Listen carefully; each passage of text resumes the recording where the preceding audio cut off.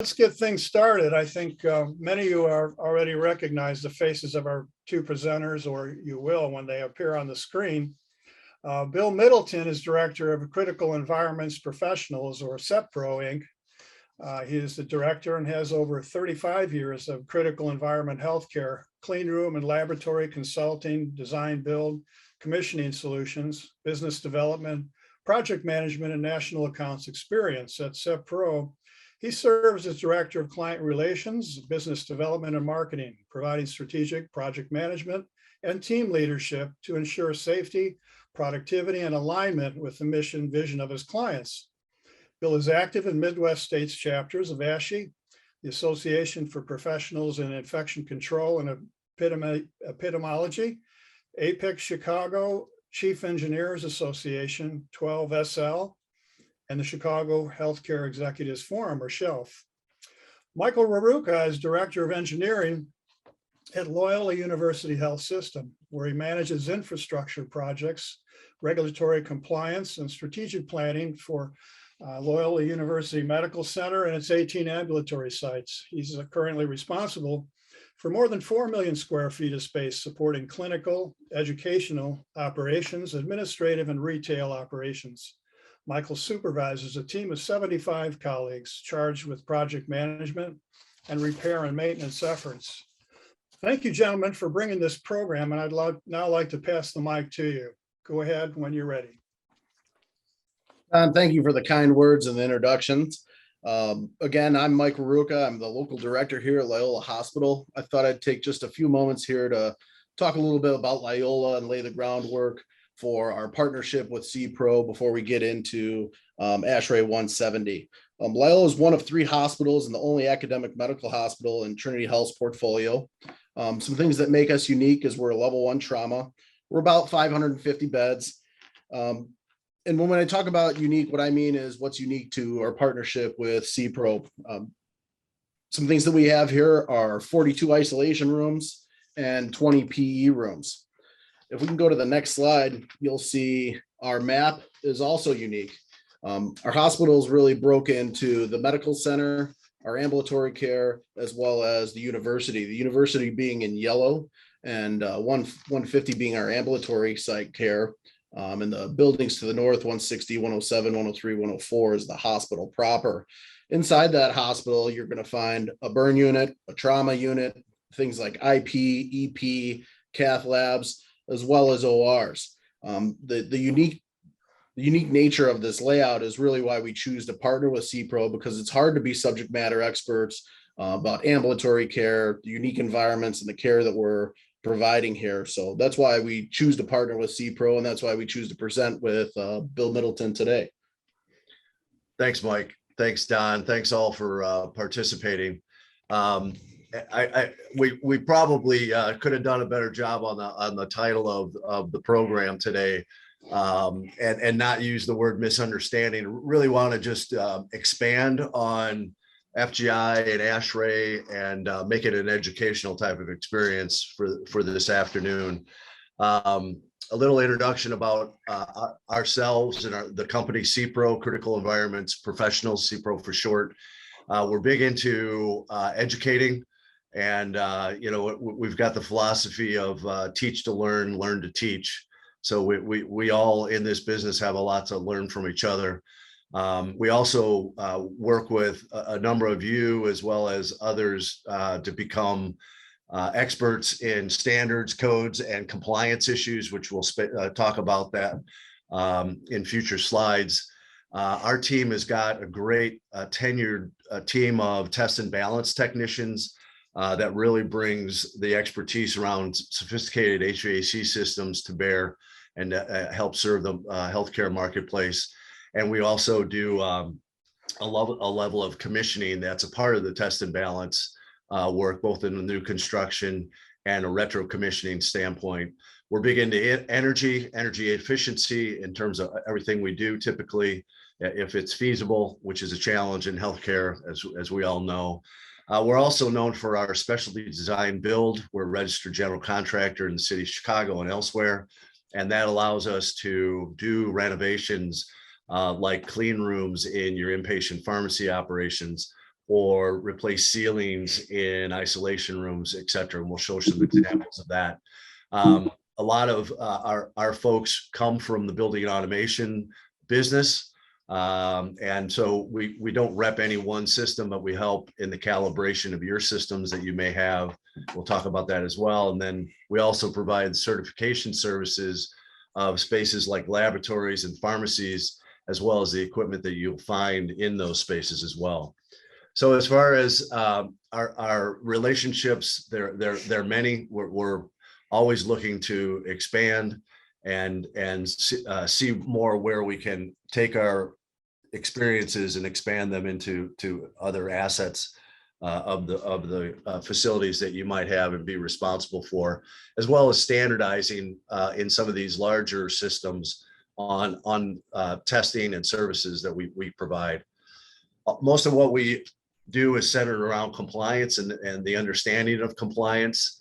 We look at labs. We do a lot with the university level laboratories and research, as well as labs that could be found in the healthcare setting. And really, it's all about the containment of the entities that are being researched or identified, both in the space level as well as the equipment. We'll talk about, we'll spend actually a bit of time as far as USP 797 and 800. And that is something that needs to be known as far on the facility side, is sometimes somewhat ignored and allowed to have pharmacy dictate what actually happens in many cases. And it also expands on ASHRAE 170 and some of the requirements they speak to. And then we'll also talk about overall critical spaces found in healthcare and an infection control proactive approach to testing and ensuring that everything is working the way it's supposed to. As we had talked, the FGI guidelines really focuses on the design and construction of hospitals, but it also allows us to benchmark the operations of the healthcare setting as well. And it's primarily driven by infection control and eliminating and reducing the risk of infection control. As I mentioned, a lot of entities have contributed actually to FGI, ANSI, ASHE, ASHRAE. The ventilation component of FGI is actually known as ASHRAE 170. And it's also driven by other entities as well. The guidelines actually has an interesting history to it. This documentations started to be published as a general standards in the Federal Registry back in 1947 as a part of the implementation of the Hill-Burton program. And that program was brought on by President Roosevelt at the time to expand the existence of healthcare and hospitals in rural areas, as well as other areas that just didn't have any coverage. That then expanded into the FGI guidelines for design and construction, and which really identifies at minimums the various programs, the types of spaces, providing a risk assessment, infection prevention, architectural and design, finishes, all of in which addresses clinical support areas that you'd find in hospitals and other related facilities. And as I had mentioned, the focus of today is to really talk about the engineering practices around the design and operations of ASHRAE Standard 170 that addresses the ventilation that you'd find in healthcare. There's also many updates to ASHRAE 170 that you need to really stay in touch with. And there's a great article in the latest and greatest HF magazine back in March that talks about the expansion and the updates to ASHRAE 170. And our friends from Mike and Aaron from TLC Engineering out of Florida, as well as locally, that are a part of the 170 committee, have written this article, and it's one in which I recommend that you all read. Again, so we're looking at FGI guidelines and really focusing on the data that you can find within this document, specifically to around the ventilation. There's a lot of great information if you're not familiar with the various types of generic function spaces that you can find in a hospital, as well as what the minimum recommendations in terms of pressure relationships, outdoor air changes, the actual air changes in the space itself, temperatures and humidities. And in many cases, a lot of states in the Midwest follow FGI guidelines in terms of what the state folks are looking at. In the map here shown in green, Michigan and Indiana and Ohio follow it. Unfortunately, Illinois does not. So it does make things a little complicated when you're trying to identify what criteria may pass or fail, be a pass or fail testing when you're going through. And we'll show some examples of how to cover your bases from that standpoint. And again, whether it's Joint Commission or the state or CMMS or even mock surveys, as long as we have found, as long as you can define what your operating parameters are and why you identify those as compliant, then you usually and typically are okay with addressing any questions or issues that might come across with the accreditation folks.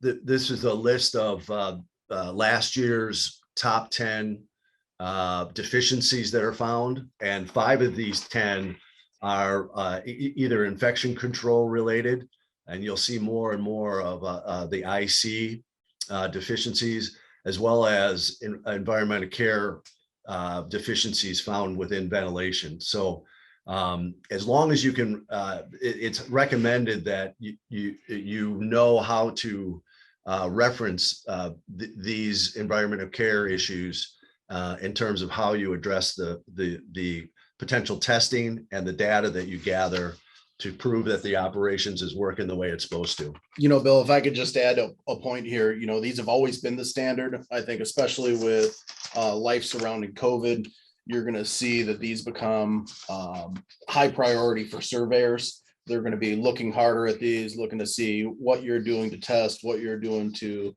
improve room certifications. I know that our exercises here at Loyola definitely got bolstered during COVID, and I imagine that trend continues. Absolutely. Yeah, absolutely.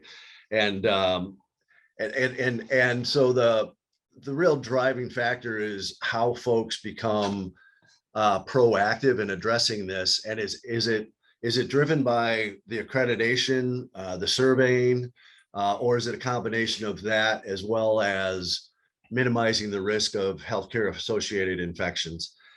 These numbers are staggering, and they haven't really changed over the course of the last 10 years. They've gotten a little better, but overall the numbers are pretty much staying the same in terms of what the CDC reports out in terms of lost revenue to the healthcare system. They project over 2 million infections happen a year. And if you did the math, there's probably about 4,500 different hospitals across the United States. That equates to an average of about $15 million of lost revenues per hospital. And so the best we all can do in terms of minimizing those infections will help not only revenues, but the deliverable around healthcare in general. And then an article that I had found in Becker's actually points to the fact that in years prior to the pandemic, the numbers were going down slightly, but now they've seen a big jump with associated infections because of the pandemic. And I guess that would be somewhat common sense, and the metrics that are out there are somewhat questionable in how they actually do this analysis. But it's definitely on the rise. And what we're talking about today should help us reduce the potential risks of this continuing to happen. Also, as a part of the pandemic, we're really today addressing all the various causes of healthcare associated infections. And today and one of the challenges is what really can you connect the dots to how folks actually get those infections. Today, we're really talking about the environmental piece to this in terms of quality control and the infrastructure and the way it operates. You see a lot of information, especially with COVID, in terms of what is droplet nuclei in terms of airborne, or just a straight out droplet. And so there's a fine line between the two. And really, I found through a number of different metrics that the size of the pathogens that are put out there really determine, and the density really determine how far they will travel. But as they evaporate and get less dense, they basically can negate gravity altogether and travel great distances. And this visual speaks to the potential of this droplet nuclei going 160 feet, either vertically or horizontally. And with the help of fans and pressure relationships that you have in corridors, it gets a little scary in terms of how the small stuff can travel around and cause infections with normally healthy people. Bill, if I could add to that, I think that's really where the multifaceted approach starts, right? That's not just facilities maintaining the environment, that's us working with infection control, that's us working with a company like you for test and balance, room certification, subject matter expert. You guys couple well with our building automation to make sure that the environment's right. If we have a breakdown in any one of those things, we're not providing the best environment we can. Again, kind of going back to COVID, it really made us look at our air handlers, our systems. At one point, a lot of people were trying to make entire units negative. Everybody got really excited at the beginning, and then we really went back to basics. We took a hard look at our air handlers. We cleaned our air handlers. We took a hard look at filtration, make sure that it was the best filtration possible for the best environment.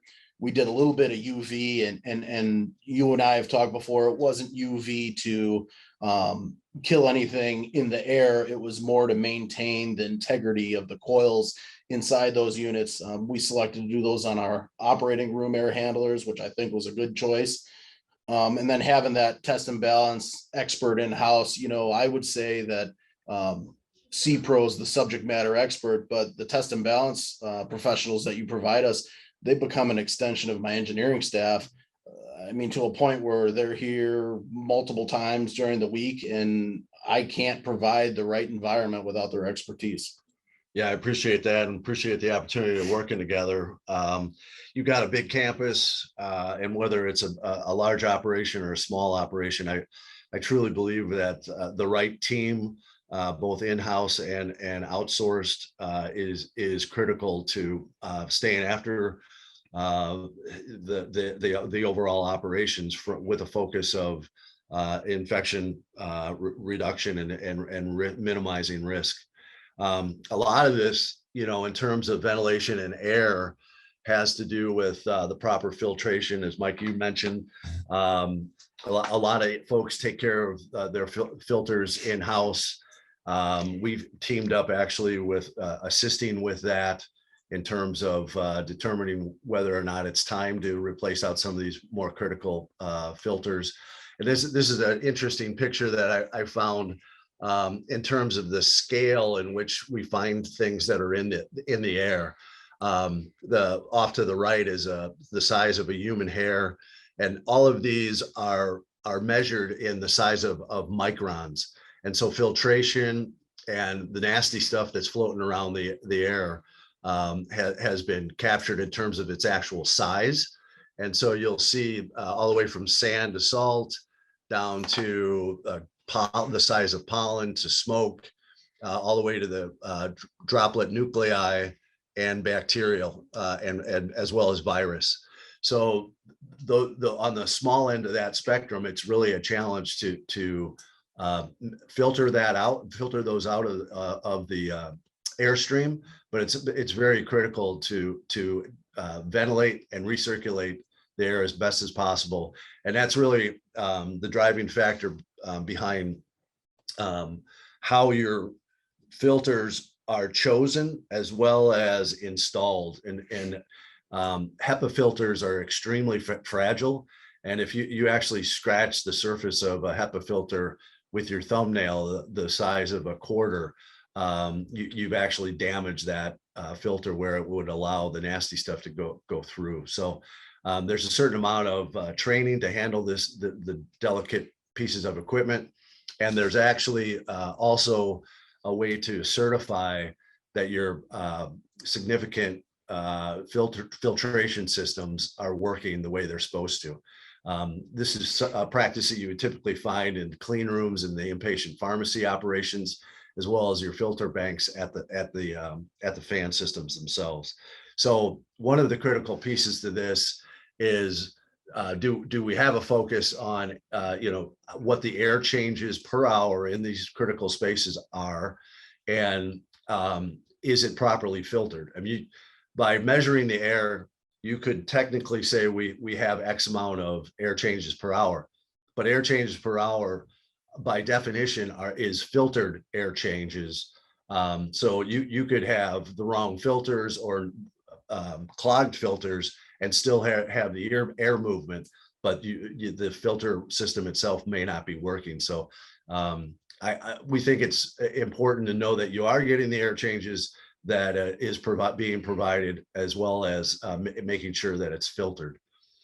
The other component to mitigating risk, this is an interesting slide too, that says that suggests that if you can get to the contaminants that's in the air, then it's 5 times less likely to contaminate the actual surfaces. So if we can get it from the air side first, then we should require less cleaning and decontamination. Bill, I think it's important to note that there's quality filters as well. We chose to partner with a company. We're not keeping filters on site. We're changing whole air handlers on a schedule based on quality. And I think that quality translates into money. Like you said, if the filter's not in the filter rack correctly, it's not doing its job. So I think partnering with a filter professional, as well as a test and balance, as well as my engineers, that's really rounding out that team to guarantee the environment. I think we're providing the best environment we probably have to date due to taking these hard looks, spending a little bit more on a better filter that lasts a little bit longer, and it translates into better environment and dollars. Right, absolutely. And I would also recommend that as filters that are serving critical spaces are being replaced, that they actually go through that filtration test to ensure that nothing is going through, and that can be a problem from a seal standpoint, from a housing standpoint, to the actual filter, or a damaged filter that may not be recognized as damaged. So one of the recommendations is to actually test once you've replaced filters to verify that nothing's getting through that certification testing. The other component that's heavily regarded is the pressure relationships of rooms next to each other. This actually shows a visual of a floor plan that identifies the positive relationships from the ORs to the external outside component of it, as well as still pressurized into the sterile corridor. And there's a lot of value behind providing this types of visual that shows the data in terms of what's collected. It's a little challenging to see, but in the red arrows, it shows not only that the relationship is moving in the right direction, but it also shows the actual measured pressure is found at each one of those entryways. Bill, I got to tell you, I've found this beneficial during survey, especially. It's hard to be a facilities director walking around with a surveyor that points in the door and he goes, what pressure should this be? Well, we're using technology now. I have an iPad with a platform that's literally, I could show a surveyor this drawing, and then also I can pull up your room certification on the spot. It's impossible to know these things off the top of your head. And I think this has given validity to the hard work we're doing, and surveyors appreciate it. Yeah, and more times than not, if a hospital during the surveying process can show this type of documentation, I've heard many a time, and as of late, since the surveying process is kicked back in, that once the surveyor looks at this documentation, they say, "Oh, you guys got this covered. Let's move on to the next thing." There's some detail in FGI and ASHRAE 170 that speaks to pressure relationships, and sometimes there's not. It's somewhat misunderstood in terms of, do we hold a piece of tissue paper up to the door, and if it moves, does that mean if it's moving in the right direction that we have the right proper pressure relationship? Well, FGI and ASHRAE 170 speaks to isolation rooms as well as PE, protective environment rooms, that shall have a constant way of monitoring differential air pressure between the room and the adjacent spaces, as well as on the bottom part that speaks to 0.01 inches of water column, which is the pass fail. When we actually test spaces, our test and balance guys will actually test those spaces, and the pass fail criteria is 0.01, not 0.001 or 0.0001, but it's 0.01. That's really the threshold that hopefully everyone agrees to, and in some cases there is not agreement to that. Bill, if I could just add, this has been a journey here at Loyola, especially as we've been implementing these monitors.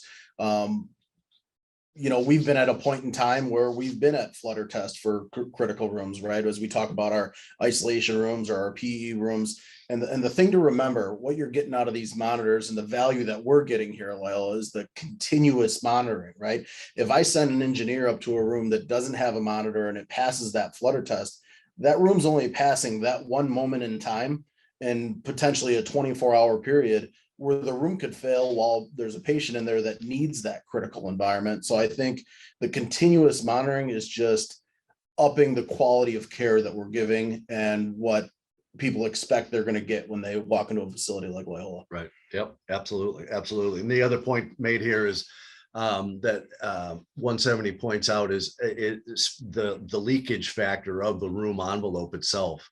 And I would venture to guess most entities don't take the room leakage into account, but it can be a big factor in terms of being able to maintain those pressure relationships from the room to itself. And there's also means of determining what the room leakage is. There are what's called blower doors out there that actually can tell you what the leakage factor of that space is, and then identify areas in which you can seal the room up.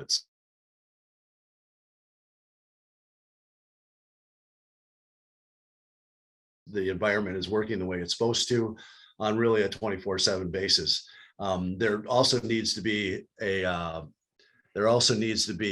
considerations around the overall installation and ensure that they're installed properly. And we also know from experience that the lifespan of these monitors are probably about 15 to 20 years at most, and that consideration should be made to renewing those monitors based on life cycle and whether or not you can actually calibrate these devices as well. That's part of our journey as well. When we looked at our isolation rooms, we had monitors that were vintage, to say the least. I would say 30 plus years, Siemens brand, multiple brands. It's good to standardize just because nurses don't stay on one unit, one floor anymore. It's good that they know that the unit's going to be the same everywhere they go. The monitor is going to be the same everywhere they go. They know how to read it. They know what it is. We ran into a couple isolation room monitors that I wasn't even sure if it was monitoring the pressurization in that room.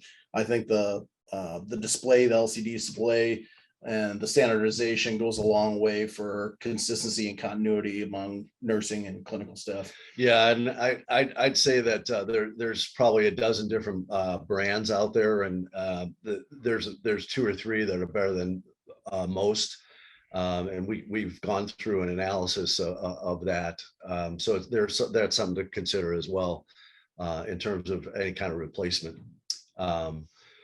The other thing is that because these monitors are electronic, they do provide an audio type of alarming that can be a nuisance, but if it's set up properly, it shouldn't be a nuisance, and it's there for a reason. And there's some other devices that don't have that audio that you might argue isn't really worth utilizing that kind of technology, because it won't let the folks know locally that there's a problem or not. I think that's an interesting point, because I know for a fact we have rooms that don't balance correctly or pressurize properly unless the door is closed to maintain the environment. So yes, at times I think that audible is a useful tool. Yeah, absolutely, and very necessary. Let's move on to one item that you'll find in inpatient pharmacy compounding spaces. I would hope a lot understand or have heard the term USP 797 and 800. We'll speak to what that's about in more detail, but it also follows the good engineering practices of pressure relationships, air changes, recirculation, et cetera. And there's always the question of, as we had talked, how much pressure is the right amount of pressure. We'll talk about the differences of clean room pressurization versus your typical rooms that you might find. We'll assist, and we've assisted with, inpatient pharmacy clean rooms need to be certified by the state every 6 months. And a lot of times that certification testing will come up with failures. And that's usually done directly with the testing certification entity and the pharmacy folks. Well, if the failures occur, more times than not, the pharmacy folks will turn to facilities to determine what the cause of the failure is. So this is a critical area in which you have the team that can address and remediate these issues sooner than later. This is probably the most highly regulated space that you would find in a hospital environment, more so than an operating room or sterile processing, et cetera.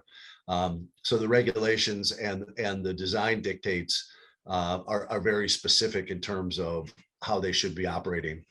One of the challenges on ventilation systems, if the main fan system is VAV, you can fluctuate the pressure relationships from the anteroom to the clean rooms. And so the notion is to keep those areas more of a constant volume. But there seems to always be a challenge if the rest of the system is a VAV system, or seasonal changes are happening because the system goes into economizer mode, et cetera. So there's control strategies that need to be taken into a place, both at the central fan system as well as the local controls that are ensuring that the pressure alarms, really the pressure alarms are not causing a nuisance because they're fluctuating so much, as well as the air changes necessary to maintain that clean room environment are being had. And so we'll continue to talk about this and for a couple more slides, but the pharmacy and clean room space is regulated typically by the United States Pharmacopoeia Group. They're similar to the FDA that Big Pharma has to follow in terms of enforceable standards for sterile compounding. And so there's a number of different environmental quality and control standards that have been published. There's more coming, but it's all basically around the fact of, if you look at the chapter 797, it's all around the environmental control to prevent potential patient harm or death based on contamination. And then the 800 component really speaks to hazardous drug compounding, and that's around maintaining the environment so that the healthcare worker or the pharmacist is not exposed to those hazardous drugs. There's some definitions that are been updated and are important to understand in terms of how the pharmacy operation works. And I'll briefly go through some of these. The term BUD, or beyond use date, is critical, and it also needs to be a corporately driven decision in terms of how long will it take for that drug that's compounded to be administered. So there's a category 1 that identifies compounds that will be administered within less than 12 hours. And the 12-hour date, or the immediate use dating of the use itself, is really driven around, well, there's less chance of that drug to get contaminated within that immediate use or 12-hour period, that threshold. Category 2 is when the anticipated compound use is greater than that 12-hour period, and that's typically where you would find the need and the dictate mandating clean rooms in terms of both the sterile compounding and the hazardous drug compounding. You know, Bill, as you talk here, it makes me to reflect on the size of Loyola. I think people are starting to get a feel for how much critical environment we have here. Just here at Loyola's campus, I have 5 pharmacy sites. I got one in the OR, inpatient, outpatient, retail, as well as pediatrics. I think we're really starting to show the need for subject matter expert. As engineering, I can't run the facility and be an expert on all these. Again, the partnership is valued and needed with CEPro as well as our facilities. And I hope you touch a little bit on your design build for some of our offsites as well. I know you were really critical component to Hickory Hills, McNeil, Gottlieb, and hope you touch on that a little bit too. Yeah, thanks, Mike. We've been blessed to be a part of the design, build, and commissioning and certification of over 100 different hospitals in the Midwest, and 3 of the locations here within the Loyola operations. We've provided that turnkey solution, and then also oversee the every 6-month certification process. And as a part of the design and the development of understanding the pharmacy's long-term business, things like category 1 and 2, bud timing is essential to renovating these critical spaces. Some other definitions that you may hear about: secondary engineering controls are actually the area in which the drugs are being compounded. So you in a clean room environment, there's a lot of details behind this, but a segregated compounding area, it can be a clean room or it is not a clean room environment. When it is dictated that the clean room is needed, usually the design and operations of that space will be around the ventilation and the room itself meeting ISO class 7 standards. Now that is the secondary engineering control. The primary engineering control is where the actual compounds are made themselves, and you'll see where those drugs are being compounded in a laminar flow bench or a biological safety cabinet, and those actual spaces provide the ISO class 5 air quality to ensure sterility and contamination risk elimination. This is a really good screenshot of the 797 and 800 engineering controls. PEC stands for primary engineering controls, which is where the drugs would be compounded. So you have the non-hazardous or sterile equipment, pieces of equipment, and then you have the hazardous drug compounding in a typically found in a biological safety cabinet that's designed to handle hazardous compounds. And again, most people would refer to these as hoods. They're not hoods. That technically are referred to as primary engineering cabinets, either BSCs or laminar flow benches. We've also created a document that can assist in validating whether or not these critical spaces meet 797 and 800 compliance. So we offer to come in and do a gap analysis and address these critical components that are within this worksheet and answer all the questions in terms of the operations. And we had talked about pressure relationships in the clean room environment. You typically would have a clean room for sterile processing. You'd have a clean room for hazardous drug processing, compounding, and then you'd have a buffer or ante room in between that serves both. And so the recommendation is that the pressure relationship at the ante room is positively pressurized greater than 0.01. Again, this is more than what you would find in your other critical spaces within the hospital. The non-hazardous or the sterile compounding room also meets that positive pressure relationship of greater than 0.02.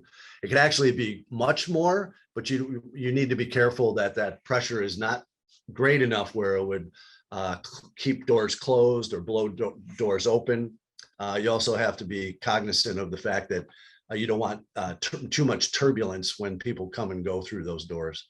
And then all of that airflow should cascade into the negatively pressurized hazardous drug prep room that should be set at 0.01, between 0.01 and 0.03. So the controls around all of this is very critical. As we mentioned, we've had a lot of opportunity to build some of these spaces out. We also have the wherewithal to, in many of I think all of the spaces here at Loyola, we've provided that they've put either on the door or the wall a certificate of compliance that shows that the operations is definitely 797 and 800 compliant. We've had the opportunity to go through briefly the actual build out for the pharmacy space.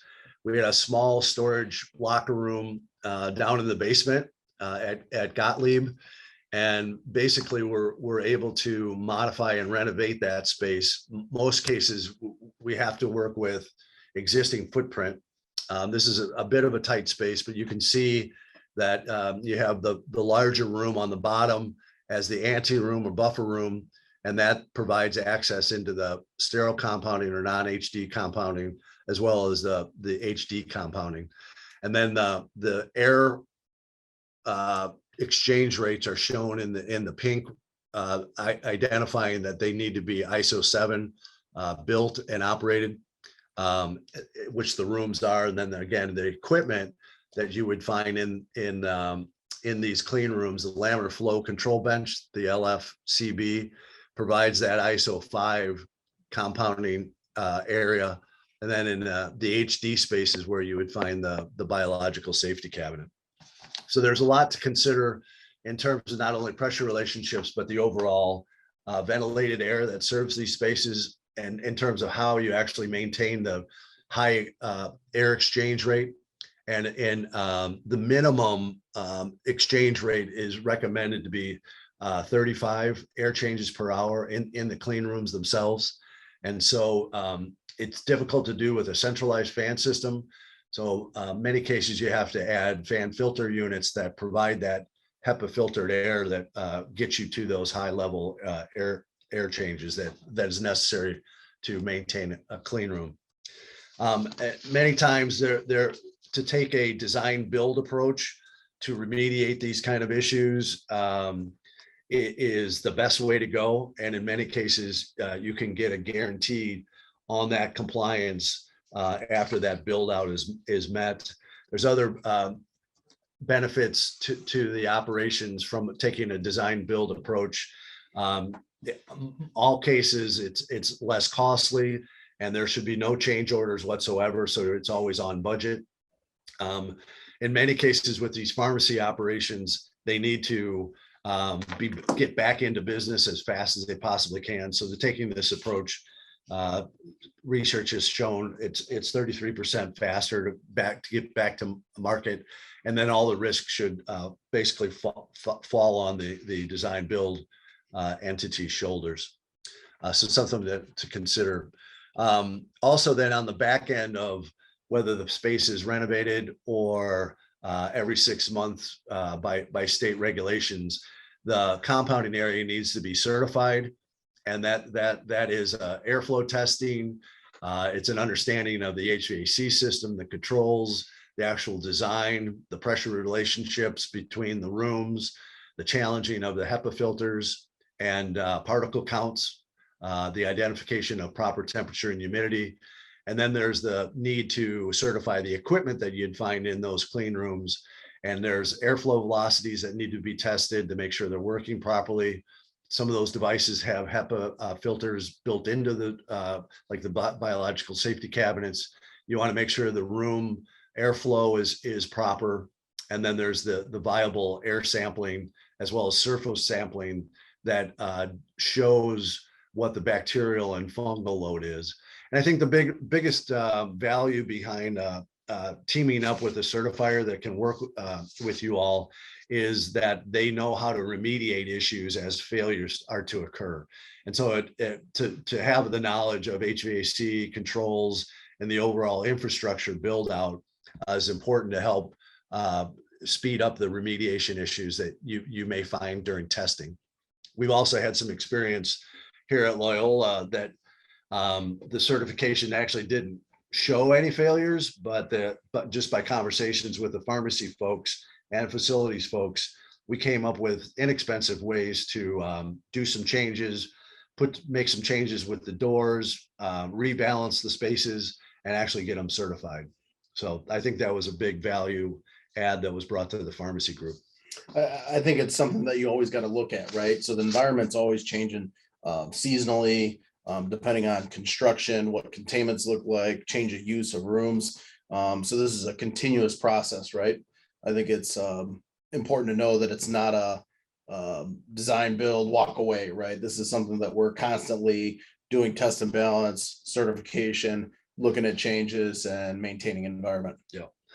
And then moving on, there's a great article that if anyone's interested, reach out, but it talks about taking the clean room technology and infrastructure build and overall operations and improve the overall contamination risk within operating rooms.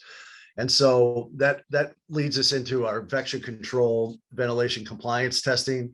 The parts and pieces to this I'm going to go through quickly, but usually it entails identifying the critical spaces and the systems that serve those spaces, to do an inventory and risk assessment around that, what the testing procedure actually looks like, how a plan of corrections or deficiencies are dealt with, as well as what the documentation looks like.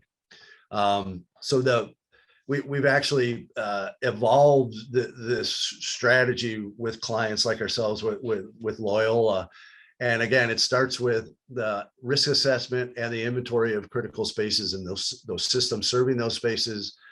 What are the testing criteria that usually follows ASHRAE 170, which is the Bible in which we pass or fail the testing data that's collected. And then if something does fail, how do we, in an expeditious manner, address those deficiencies? Some can be an easy, quick fix. That can be a rebalance or a control modification that the technician can make right there on the spot, or it can lead into a bigger project. Like for instance, we had about 5 rooms here at Loyola that could not maintain pressure relationships, and it came to be that the room leaked, and that so what we did was replace the ceilings, and it was able to reduce that leakage considerably, and was able to rebalance the space to maintain that pressure relationship. And then as you have a qualified test and balance firm helping you out with doing this type of testing, you should also consider any new construction test and balance work integrated with this type of strategy to be proactive moving forward with future testing. And then the documentation really proves itself when the surveyor asks how things are operating, and you can show them the documentation that proves that things are doing what they're supposed to be doing. And as I'd mentioned, it's critical to have on your team a qualified test and balance group that can integrate this compliance testing as well as new construction, as well as being able to remediate and address deficiencies right on the spot. And typically a lot of those are a simple rebalance or a controls adjustment that can take place. And that's an ongoing thing. It's not something that once you've got them all taken care of, that it's gone. We talked about inventory. There's a generic list that we can help you with, and I can provide you basically a spreadsheet on that follows the categories and generic rooms that you'd find in FGI. Also, the engineering group from Joint Commission recommends these types of rooms definitely be on the inventory. Some of these are pretty self-explanatory. Others you may not test, like janitors' closets, soiled workrooms, etc. We're seeing more and more of these smaller spaces being asked about. And then this is an example here of the risk assessment that was done by the rooms that are a part of this inventory. This is specific to here at Loyola, where red is the more critical spaces, yellow not so much, and green not so much. So, and then the three columns, if you can read this, also dictate what the pass fail criteria is based on what IDPH design or post 2011 IDPH or FGI guidelines of 2010. So as you report up this information and the test data pulled from the field, it's important to compare different building and accreditation groups in terms of what their requirements are. Because if you can see this, the one in purple on the left shows operating rooms needing 12 air changes. Another is 15, another is 20. So it's important to be able to reference what pass-fail criteria you're working with. It's also good to be able to show a visual of the pressure relationships on a floor plan, blue being pressure positive, yellow being negative. And then as you zoom in, it's helpful to see how a suite, in this case, an operating suite operates, as well as rooms that are right next to each other. The red arrows actually show the pressures red at the time of the testing, as well as airflow patterns. All of this then can be put onto an individual room drawing, as well as a room report that shows all of the comprehensive data collected. It also references guidelines from FGI, IDPH, NFPA in terms of whether that room is compliant or not. And then you'll typically see a summary report that summarizes all the data found in the entire hospital. And then anything in red would be a non-compliant issue, which then gets transferred into a deficiency log that is identify what the deficiency is, what the suggested remediation is, who's actually going to do the remediation. And then once the remediation is done and the deficiency is gone, is it retested, and when was it retested? So it shows that there actually were some problems, that they were addressed, and versus saying to the surveyor, well, we didn't have any problems whatsoever, and or there's outstanding issues that are on the table to be remediated, and there's a plan of correction to do that in the future. And then all of this goes into a hard copy binder that is used to show that the operations is compliant. So documentation is critical. And then overall, you've got central systems and building automation systems that it's critical that they're calibrated as a part of this proactive compliance strategy.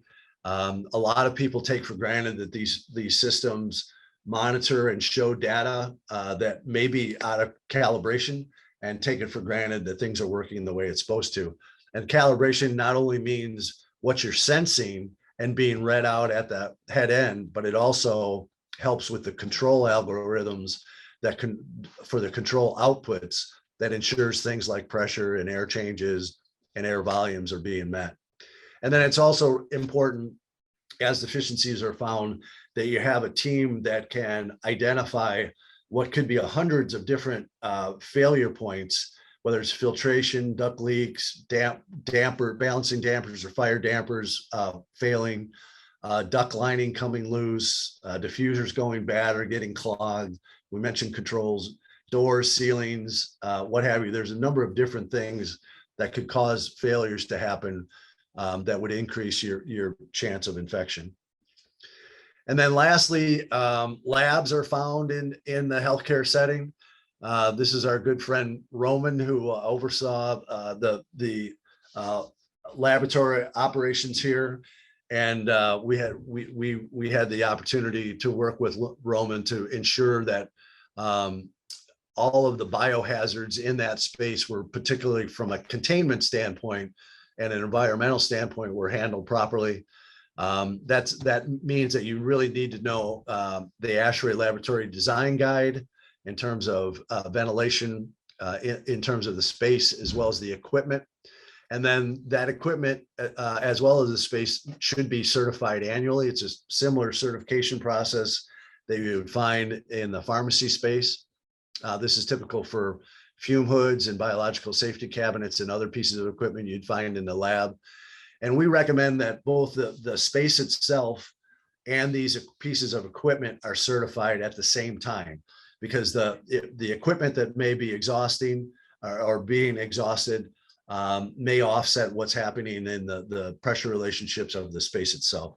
So we recommend both happening at the same time in terms of testing, balancing, and then certifying the equipment. And with that, we're pretty much right on time. Bill, you were on a run there. Speed presenting. Yes.